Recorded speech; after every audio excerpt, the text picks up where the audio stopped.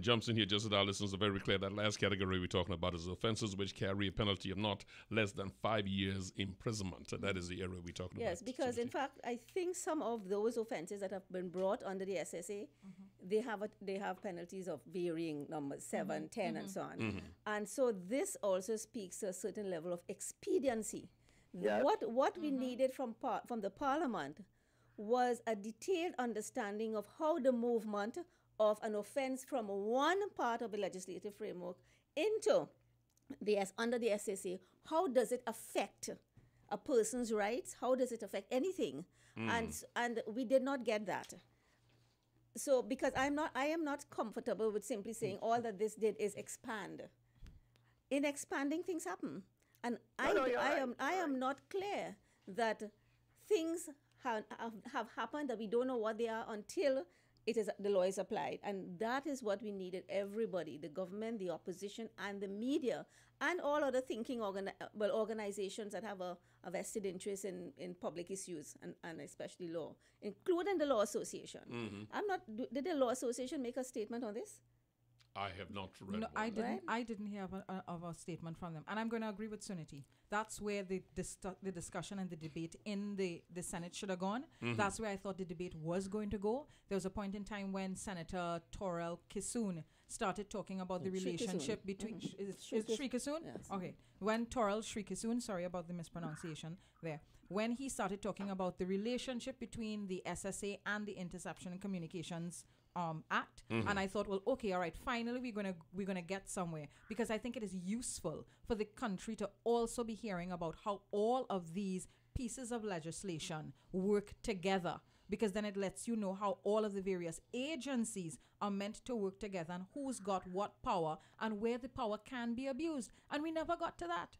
But the government had a responsibility, Rhoda, you're absolutely right, but the government had the primary responsibility to explain the linkages between these various pieces of legislation and why those linkages were necessary. Agreed. And they simply failed to do that. No, they failed to do that because Dillon was in the Senate that night, and Dillon did not get up and talk about these things. He got up and he answered a question that was posed to him by Wade Mark that was not relevant to the debate at all. And I felt that, if anything, that is where the government fell down. I think the article... I maintain that the legal analysis must be provided by the Attorney General, and I don't like to see Attorneys General going down all of these other partisan political routes.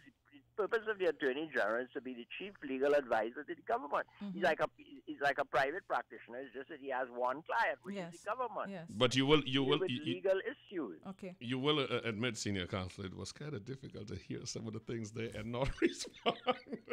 That's a whole different discussion. Well, I guess. Yeah, I would guess Senior Counsel Martin Daly, veteran journalist Sunti Maharaj, and university lecturer, blogger, and political commentator Rhoda Barrett, and we're talking about the SSA bill. At the end of the day, amendment. At the end of the day, it is now law.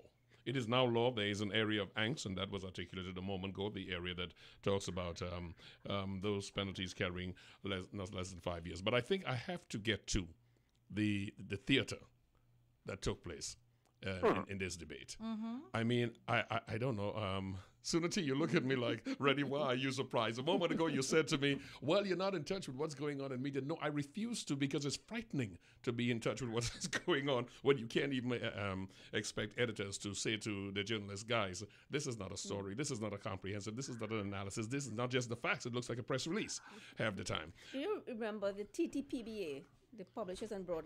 They got it totally wrong. They made a statement, and then they had to withdraw and say, well, we were wrong on that. We were focusing on something else. And the AG came and say, they're actually talking about the cyber crime bill, that we will take it. And they didn't understand. And that's the Publishers and Broadcasters Association. That's right.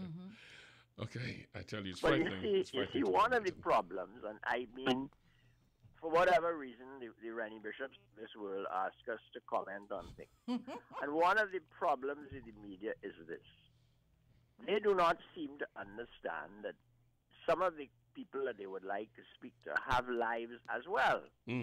So, for example, I was approached about this, and I was told it had to be in the morning. I said, well, I can't do it in the morning. I have a commitment at X place. I'll go out of my way to make myself available at 2 o'clock. And, of course, the call never came again, because 2 o'clock just didn't suit them. So the whole media thing is constructed we got some very good comments. They got a comment from former Chief Justice Michael Elabacy. All that's very good. But the whole media schedule is constructed to suit their movements and not the movements of the people to whom they would like to speak. They just want something, the quickest and easiest possible comments. If you name a time that's not convenient to them, they drop you, which is fine. I have plenty of things to do in my life. Well, I had that very experience over this bill. I had an incredibly busy day, but I had a slot available at 2 o'clock. I felt this was important. And I never heard anything more again, and that's fine. That's cool. They went to some of the usual suspects, and that's fine. Well, that does not exist here, because I will hunt you down wherever you go, even if you're spending time looking at Tamar Williams' situation. I'm just saying. I will hunt you down. The Attorney General seemed to be saying, "Me think thou protest too much." I mean, when you listen to what was coming from Senator Sturge, and you listen to the objection to the independent senator who voted for one of the two that voted for the bill, you must have been turning in your chair or wherever you were. Were you, in fact, Martin Daly? Well, that is another whole topic which I'll probably have to address soon. This question of these attacks on who is independent. Mm-hmm. People have to get real. Huh? Mm-hmm. We live in a small society. There are a limited number of resources available. There's no reason to presume that everybody's corrupt or easily influenced. Mm-hmm.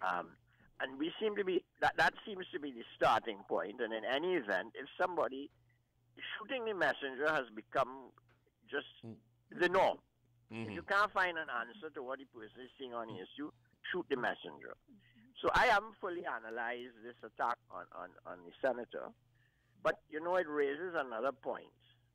And this has to do again with what are the qualifications of being in the Senate. I am an avid supporter of young people, so everybody knows that. My credentials are rather clear. But at the same time, you need to be careful if you're putting people in the Senate, particularly to be independent senators. It should be everybody. Yeah. They need to have a certain level of economic detachment. And I don't know when very young people who are still building their careers are put in the Senate whether they can, if it doesn't become an unacceptable risk to take a stand in something they believe. And I think we have to look at all of these things. You yourself being a former senator, you're walking judiciously in this area. Okay, I'm gonna leave this with you for a minute, Martin Daly, and I was penalized for things I said in the Senate, not only by the public sector but by the private sector. Mm-hmm. One of my clients took all the work away because they didn't like something I said in the Senate. That was fine with me, because I don't have a Porsche in the garage, and that's not my lifestyle. Uh-oh. So it was fine with me. I could live. Yes, I could live, and my wife don't want the latest handbag, so I could live. Hello. I'm trying to save you here, and you're just walking inside of it. No, don't save me, because I feel very strongly about the fact that lifestyle aspirations have a lot to do with the destruction of independent voices in the country, and we have to face it. But I find it a great contradiction. I'm going to turn this to Suniti Maharaj here before I get to Rhoda, who's chomping at the bit to get on this one. Is when I hear Senator Sturge talking about who has contracts. First of all, the contract by the independent senator was one that was done in 2015, which means it was done under the previous government. I mean, if you want to just get that clear. But I am amazed when you talk about the amount of money allegedly received by two senators, and you hear that you're talking about conflict of interest, Suniti. Did that bother you at all? I mean, speaking both sides of your mouth, did you see that? Did it bother you? Well, I think sometimes people judge everybody as by their own standards. Uh-oh. And there is a clear attempt in this country to kill off the idea of independent action and thought. And it's happening everywhere. So that if you disagree with me, you have to be on that other side. It serves those polarized interests to not concede the possibility of a space that for a reasonably objective position, for an independent position. And if you don't want to listen, you're going to feel, because we're going to damage your reputation, we're going to post photos of you, we're going to not, if we have the power, we're not going to give you any contracts, and so on and so forth. But even Superman will not agree with who's not with me is my enemy philosophy. Right. So, and it's all just part of, as you put it, the theater, which is let's find anything, and we throw as much dirt on you, and something might stick, even if it, you might be Teflon for how long. That puts a responsibility on independent thinkers to speak in this country, to make your voice heard. Don't simply stay in silence and say, you see, look what those guys are doing, whatever, right? You have to, because we have to take whatever narrow space that is remaining and push it back and widen that space so more voices will be willing to step forward. The country needs those people, and they are under attack everywhere. And that is why those who sought to blur the lines, as in the discussion, is what disturbs me so much. Rhoda, I mean, you hear that folks are talking about who is getting contracts from the AG office, and when you look at their history, and you go like, who is this talking? Well, you know what? I generally don't pay too much attention to the opposition. I mean, I will listen to them when they're in the Senate and maybe when they're in the lower house, just to get, the key points that they're going to come with. But I'm well aware that they're a bunch of misfits. They're a bunch of troublemakers. They're extremely mischievous. And there is a heavy deal of obfuscation that comes from them when they get up in Parliament and are attempting to debate anything. With this debate in the Senate, I was paying attention to the independent bench, because to me that is where new ideas, fresh ideas, different ideas about the bill should have come from. And it stunned me to hear 9 of 11 people refer to it as a spy bill and talk about it with reference to spy, and to even have one senator get up and talk about the blimp being over her house. I don't know that there's anybody in Trinidad and Tobago within the last 10 years that could say to you that the blimp wasn't over their house. Right? Because that was the nature of the blimp. It was overhead and it was flying over everybody's property, and at some point in time it was going to be over your house. So to bring that into the SSA amendment bill and talk about was I being spied on, etc., to me was only going to raise deep-seated fears and emotions within a society that doesn't understand the point and the purpose of surveillance. Now, if I was an independent senator, I would not see my job as being one to raise fears, but rather to raise the issue, right? And then discuss it, treat with it, and force the government to come clean and to explain, okay, what is the nature of this surveillance that is going to be done? Why is it, what is the purpose of it? How is it going to be tying in with our day-to-day crime and our national crime issues? I'm going to come around the table on this just to get clear. I'm going to start with Suniti and then go down to Martin Daly. Do you think that the expanded, the expansion of offences done here in this amendment is too wide, too broad? Well, I would say I don't know. And that is the point, that the information that I need to,